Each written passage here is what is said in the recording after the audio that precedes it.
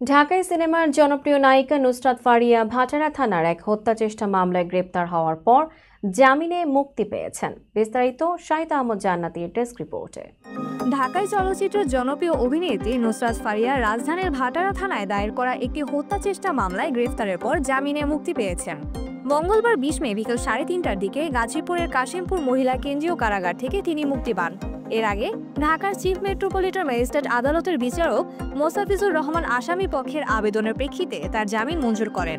কারাগারের senior jail super Kawali Nahar জানান, মঙ্গলবার দুপুর 12:15টার দিকে কারাগারে নুসরাত ফারিয়ার জামিনের কাগজপত্র এসে পৌঁছায়। যাচাই বাছাই শেষে তাকে মুক্তি দেওয়া হয়। নুসরাত ফারিয়ার আইনজীবী মোহাম্মদ ইফতেখার হাসান জানান, 2024 সালের জুলাই থেকে আগস্ট পর্যন্ত তিনি কানাডায় অবস্থান করছিলেন। অতএব তাকে গ্রেফতার করা যুক্তিযুক্ত ছিল না।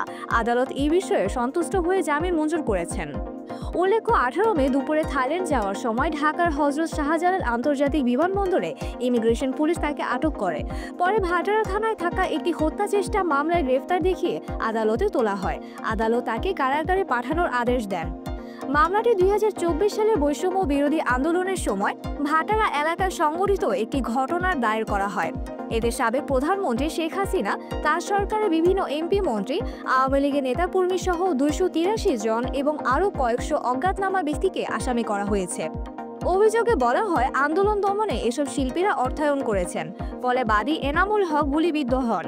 এই মামলায় নুসরাত ফারিয়া ছাড়াও অপু বিশ্বাস, নিপুণ আক্তার, সুবর্ণা মোস্তফা, রোকেয়া প্রাচী, আসনা হাবিব হাবনা, সুহানা সাবা, মেহের আফরোজ শাওন, জ্যোতিকা জ্যোতি, সাইমন সাদিক, জায়েদ খান, আজিজুল হাকিম সহ মোট 17 জন অভিনয় শিল্পীকে আসামি করা হয়েছে।